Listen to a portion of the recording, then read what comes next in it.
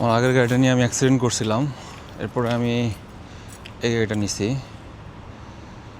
এটা ভালো, SUV RAV4 এটা নিছি রিসেন্টলি। আগের গাড়িটার ভিডিও আমার কাছে ছবি আছে, আমি অ্যাড করে দিব।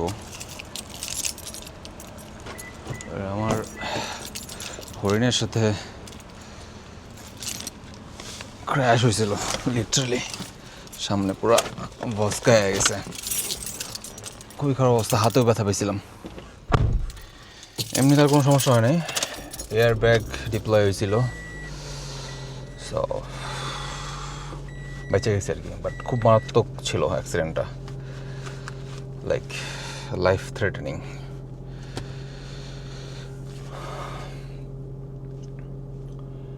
গাড়িটা এটা ভালো, টয়োটা তো 1,70,000 চলা, নিচে অ্যারাউন্ড লাইক 14,000 টাকার মতো, আই থিঙ্ক 14,700 ট্যাক্স সহ।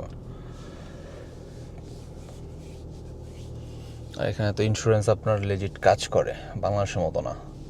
ইন্স্যুরেন্স আপনার, যেমন আমার গাড়ির ইন্স্যুরেন্স কোম্পানি আমাকে টাকা দিয়ে দিছে, আমার গাড়ির যে ভ্যালু সেটা দিয়ে দিছে আমাকে।